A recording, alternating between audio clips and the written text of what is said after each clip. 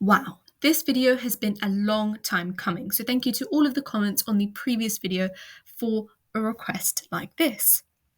In this video, we'll be going over all of AQA GCSE RS Islam, looking at the key points and revising every topic, also looking at some practice exam questions.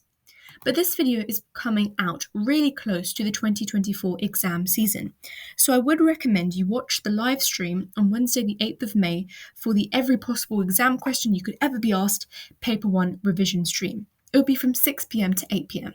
I'm doing the same for Paper 2 as well, so make sure you attend all of them. This video, and practically every video on my channel, takes a lot of time to make, so it would be much appreciated if you could leave a like, share and subscribe. Let's get started. So, here are all of the topics. You've got the Islam beliefs and teachings on the left-hand side and the practices on the right.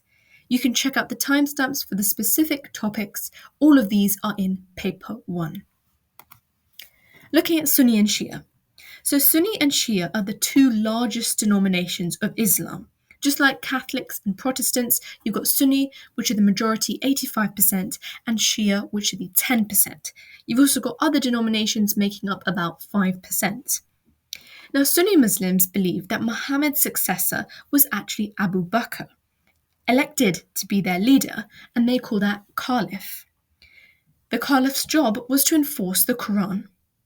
Sunnis follow the 6 articles of faith: Tawhid, angels, holy books, supremacy of God's will, and prophets of God.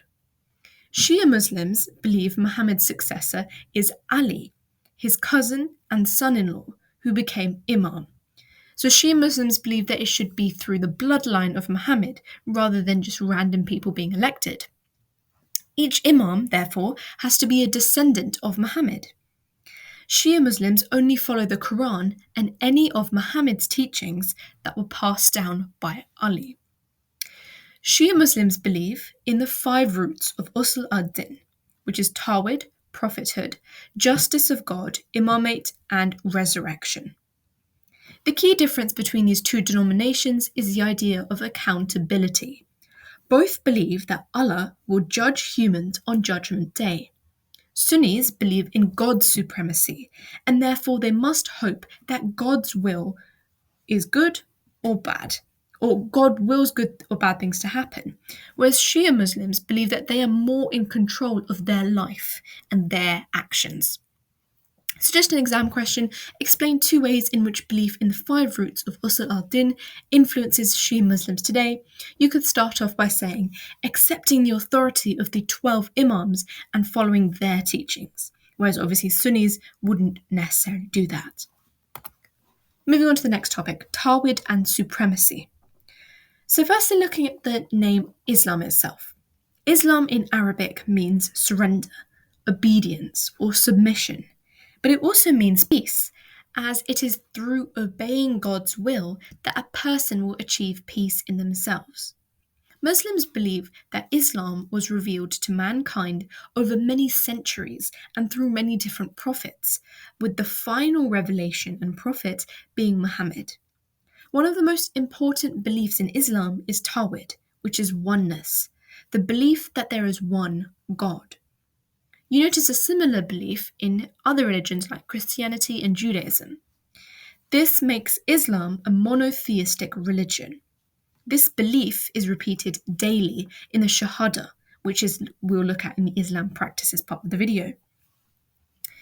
A Muslim's most important duty is to declare faith in one God. They believe that God is an undivided entity. Therefore, it isn't made up of 3 persons, nor has a son. No one else and no other object has God's attributes or qualities, and it is one of the worst sins to believe so, which is called shirk. Supremacy. God is the controller of the universe, and nothing takes place unless God allows that to happen, whether it's good or bad. God must have a reason for it, and therefore Muslims, especially Sunni Muslims, trust in God's will. To show this, they often add the words God willing, inshallah, in their sentences to show that they believe that God is in control. So, explaining 2 ways Tawhid influences Muslims today, you can say They help Muslims to think of Allah as the center point in their lives. Their undivided attention is going to that. Angels and their roles. Muslims believe that angels bring the word of God to the prophets. They are supernatural beings created by God from light. Here's a source of wisdom and authority. Praise be to God, creator of the heavens and the earth, who made angels messengers with 2, 3, 4 pairs of wings. Muslims believe that angels are pure and sinless. Sorry for that typo. They have no free will and ceaselessly praise and worship God. Angels also may have different roles or functions.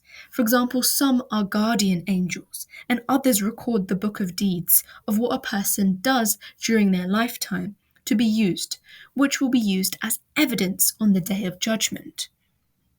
Muslims also believe that angels have the God-given power to take on human form.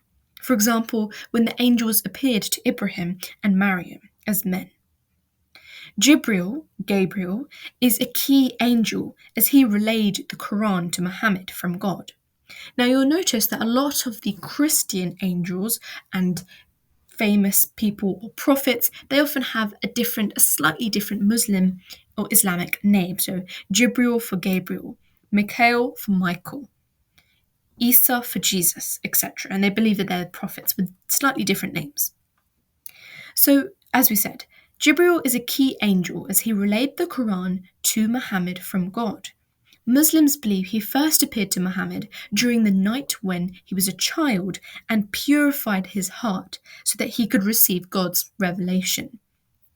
God continued to use Jibril to communicate with Muhammad up until Muhammad's death. Mikhail is another angel. It's an angel of mercy who rewards righteous people for the good they do during their lives on earth. He is also responsible for sending rain, thunder, and lightning to earth. Muslims believe both angels have brought nourishment spiritually or physically. Explain 2 ways in which belief in angels influences Muslims today. Muslims believe that angels welcome them into paradise, so they try not to commit sin and live a good life according to Islamic law. The nature of God. Muslims believe that Allah has 99 names which can help them understand his qualities and nature. For example, Allah the Merciful. Many Muslims memorize the names of God and recite them when they are praying privately. In the Quran, it says, "The most excellent names belong to God. Use them to call upon him." Now, some characteristics of God, which we saw in the Christianity topic as well, include immanent, which means within all things and close to his people, transcendent, beyond all things, hence he cannot be pictured. God can be both because he is a creator and therefore outside of the bounds of the universe, but he can be compassionate and his nature can be found in us through our actions, which can emulate him. Omnipotent, which means all-powerful and also omniscient, all-knowing. Beneficent, which means loving and the source of all goodness. Merciful, he understands people's suffering, cares for them, and forgives them if they are truly sorry for any wrong that they have done. Just, he will judge fairly on the day of judgment. In Shia Islam, one of the 5 roots is adalat, justice, the belief that God is not happy when people do wrong, and God will hold them to account. Therefore, humans have responsibility for their own actions. So explain 2 ways in which belief that God is just influencing Muslims today. One point could be Muslims treat people fairly, knowing that Allah will judge them fairly and bring everybody to justice. Predestination. Sunnis believe that God has already written down and knows exactly what will happen in the universe. He's written it down in his book called the Book of Decrees. If God creates all things and actions, then you must act in accordance to his will.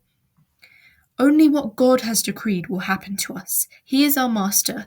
Let the believers put their trust in God. Due to this belief, Muslims believe that if any suffering or hardship is given to them by Allah, that they must accept it and see pain as a part of life. In addition, any good action that has been willed and blessed by God.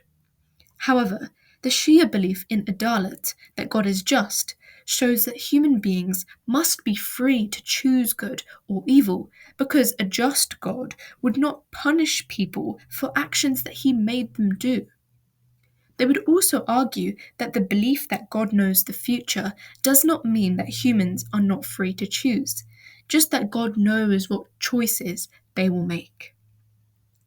God does not change the condition of a people for the worse unless they change what it is in themselves. Predestination links very closely to the Day of Judgment, and that as God has given humans free will, they are not responsible for whether God rewards or punishes them for the choices that they have made, even though He knows what will happen. Life after death. Many Muslims believe that after death, the person still has a conscious existence in the grave, where they enter a state called barzakh. This means barrier. Here, they wait for the Day of Judgment and are questioned by two angels about their faith. These two angels are actually twins and they're children, or they're pictured as children.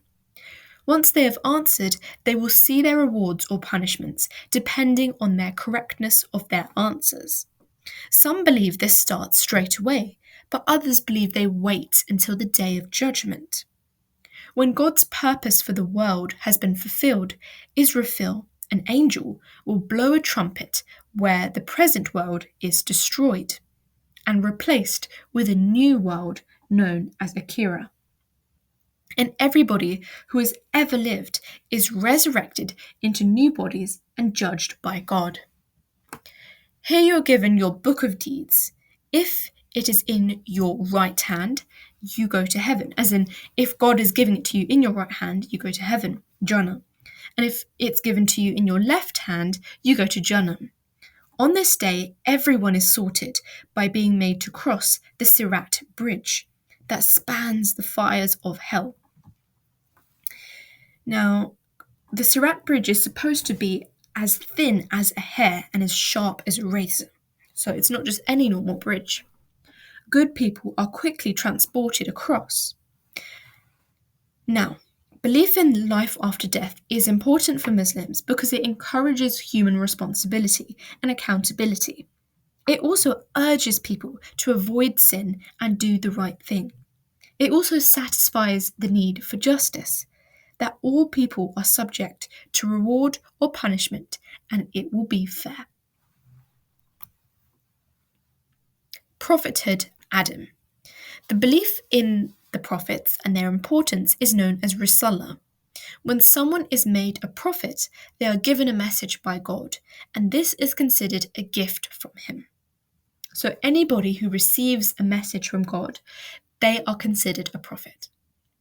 Every community is sent a messenger, and when their messenger comes, they will be judged justly. They will not be wronged. There are approximately 124,000 prophets in Islam, with 25 named in the Quran, and the most important include Adam, Ibrahim, Musa, Moses, Isa, Jesus, and Muhammad.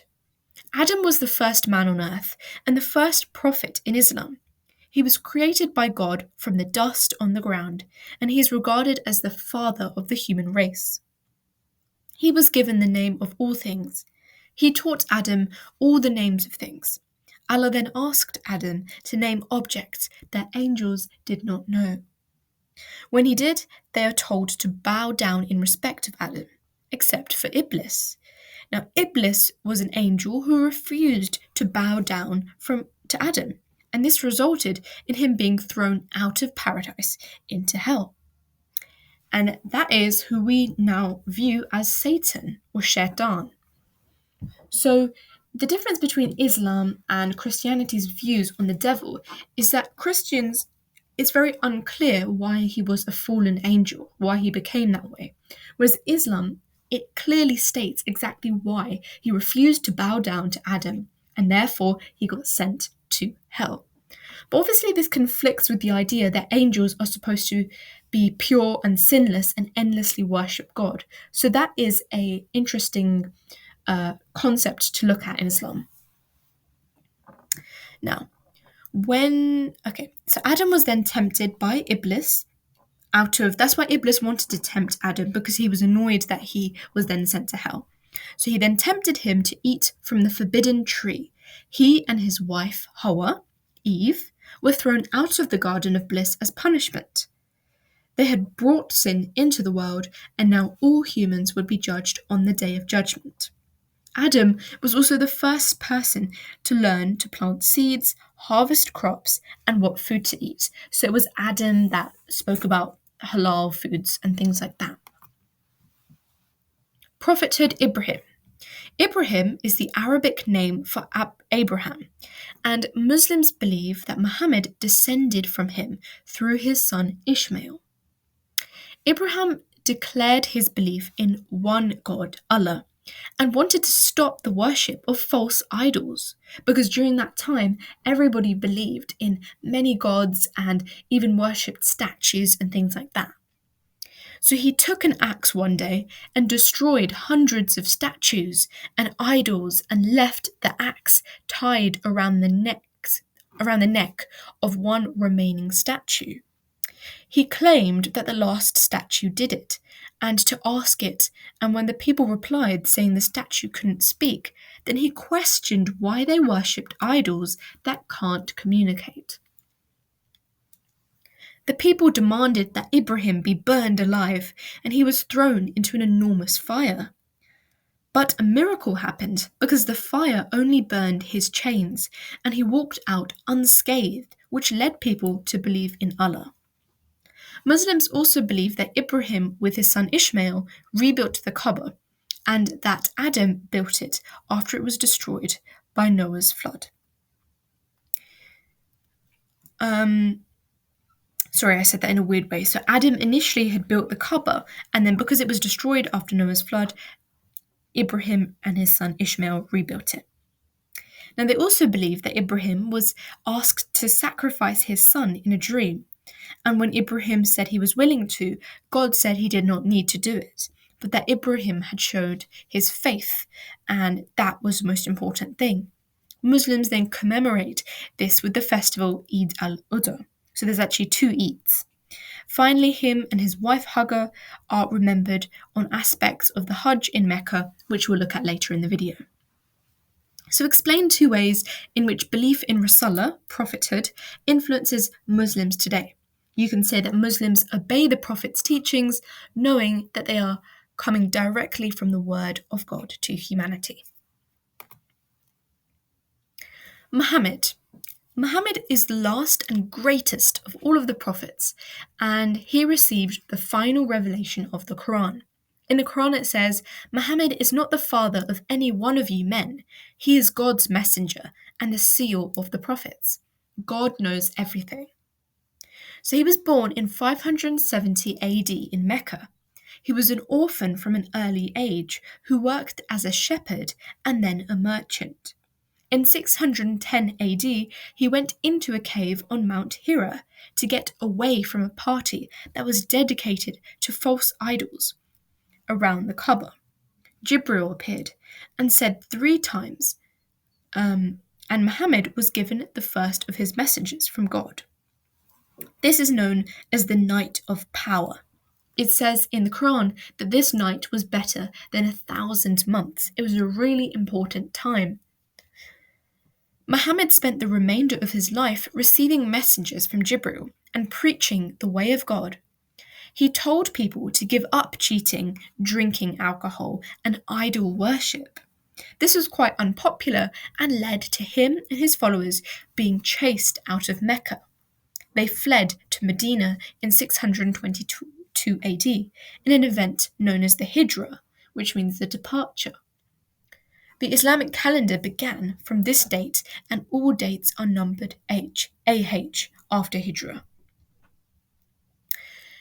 Explain 2 Muslim teachings about Muhammad. Refer to a source of wisdom and authority. You can say that Prophet Muhammad was chosen by Allah to deliver a universal message to humanity. It says he was a goodly model. Holy books. Muslims believe that the Quran was revealed to Muhammad over a period of 22 years. Now, this is important because Muhammad actually couldn't even write or read. So it's interesting that he was able to get that message out. It is considered an infallible source of authority, i.e., you can't challenge it. Just like some Christians challenge the Bible, in Islam you are not allowed to challenge the Quran. It's considered to also be perfect and beautifully written source of doctrine, law, and guidance. The original Quran is thought to be in heaven, so when Muslims read it, they believe God is speaking directly to them. Quran itself means recital, as it was recited by Muhammad by heart to his followers, who were commissioned by Abu Bakr to write a standardized version in 635 AD, after Muhammad's death. One official version was written and completed by Muslim scholars in 650 AD. It contains 114 surahs, chapters in total, and is arranged from longest to shortest in length. Muslim children are encouraged to learn Arabic in order to learn and receive and recite the Quran in its original perfect language.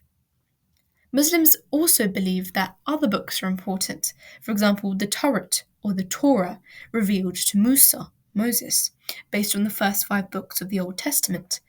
Also the Zabur, the Psalms, similar to the Bible, revealed to David. Injil, the Gospel, a book divinely revealed to Isa, Jesus, which they believe has been lost, but that some of its messages can be found in the Bible. So effectively, Muslims believe in the Old Testament of the Bible and some assets of the New Testament of the Bible. And that is it for beliefs and teachings. Well done, we got so far. So we're now going to look at Islam practices. Take a break. If you've watched this far, you deserve. The first topic is worship. The 5 pillars of Islam are 5 duties that every Muslim must follow in order to live a good and responsible life, according to Islam. For Sunni Muslims, these 5 duties are seen as pillars holding up the religion. You've got Shahadah, which is a Muslim declaration of faith. Salah, which is prayer. It's compulsory for Muslims to pray 5 times a day if they are eligible to do so. Zakah, which is charitable giving, encouraging generosity and compassion. Sawm, which is the obligation to fast during Ramadan. And Hajj, which is a pilgrimage to Mecca. Now, don't worry if you're not absorbing this all now, because we are going to go in depth into these very soon. Now, the 10 obligatory acts are followed by the 12 Shia Muslims. These combine some of the 5 pillars of Islam and Jihad, which applies to all Muslims, with some extra principles. So Jihad is the struggle to keep belief in Allah and follow His rules, to continue to follow the 5 pillars of Islam successfully, and to defend Islam. We'll look more at this because this is quite an interesting concept. You've also got Khums, which is a 20% annual tax. This tax is paid on any profit earned by Shia Muslims. Amr bil Ma'ruf, which I am so sorry if I did not say that correctly, refers to encouraging people to do what is good. Ma'ruf is anything that has been approved of in Sharia law. Nahy anil munkar means forbidding evil by discouraging people from doing what is wrong. Tawala refers to showing love. This includes love for both God and for those who follow God. Tabara means disassociation. Shia Muslims are taught not to associate with God's enemies. Shahadah. Now, as we said, Shahadah is the declaration of faith, the key statement or belief of Muslims. Muslims are expected to know the declaration of faith. Now, for Sunni Muslims, the Shahadah is, there is no God but Allah, and Muhammad is the Prophet of Allah. Shia Muslims add an extra phrase to the Shahadah, and Ali is the friend of God. This shows their belief that Ali, Muhammad's cousin, was the rightful successor of Muhammad. The Shahadah is usually said a few times a day. It's said at the birth as the first words a baby hears, and Muslims aim for these to be the last words they say before death. A non-Muslim can convert to Islam by saying the Shahadah and meaning it sincerely. Explain 2 reasons why the Shahadah is important to Muslims. It forms the foundation of the 4 other pillars of Islam. It expresses a person's total commitment to Islam. Salah prayer. The Salah are the 5 daily prayers which can be done anywhere. You've got Fajr, which is just before sunrise, Zuhr, just after midday, Asr, which is late afternoon, Maghrib, which is just after sunset, and Isha, which is between sunset and midnight. Don't worry, you do not have to memorize those. At the mosque, men and women pray in separate rooms. Salah encourages self-discipline and keeps Muslims in close contact with Allah. It's a sign of solidarity with all other Muslims, and it shows that everybody is equal in their worship of God. Before praying, Muslims prepare by performing an important set of actions so that all of their focus can be on one God. They perform a ritual washing called wudu so that they are spiritually clean. They face the city of Mecca, which in a mosque, the mihrab marks that direction, but sometimes you can see that they have compasses in their prayer mats if they're not in a mosque. Sunni Muslims only combine the 5 daily prayers if they had a good reason to, for example, if they're travelling. Shia Muslims have more freedom. They combine certain prayers, such as the midday and afternoon prayers, so they might pray 3 times a day instead of 5. Shia Muslims also often use natural elements when praying. For example, some place a piece of clay or a brick at the spot where their head rests. Jummah refers to communal prayers or the Friday prayers that are held just after noon. Explain 2 ways in which Muslims view Salah as important. One thing you could say is that it allows Muslims to grow closer and communicate with Allah. Sawm. Sawm is the obligation on Muslims to fast between sunrise and sunset during the month of Ramadan. The fast is broken at sunset, often with a sweet food such as dates, before a bigger meal is eaten. This is known as iftar. There are also exceptions for those who should not fast, for example, children under the age of 12, the elderly, people with medical conditions, women who are pregnant or menstruating, and people who are travelling. If it is possible to do so, Muslims who have missed a few days of the fast make up for it by fasting for the same number of days after Ramadan has ended.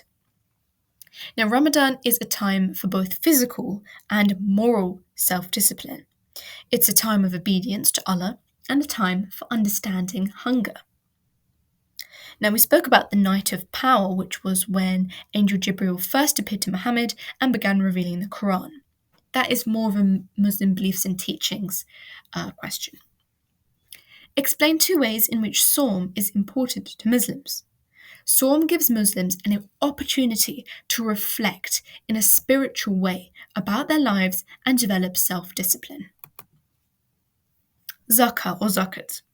Zakah is a practice where a Muslim gives 2.5% of their wealth over a certain amount to charity after they have paid for what is necessary to support themselves and their family.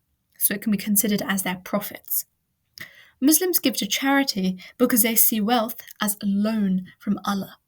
In countries such as the UK, some Muslims may perform it by giving directly to charity, such as Muslim Aid, and others contribute to collections in the mosque, which then distributes the money to those in need. In Islamic countries, it's often collected as a tax. Helping each other is seen as helping Allah and fulfilling a duty to God. So by giving zakah, the Muslim community is supporting one another as the poorest are given financial help. So if you're asked to explain two ways in which zakat is important, you can say it helps people and society become more equal, or helping one another is seen as helping Allah. Hajj.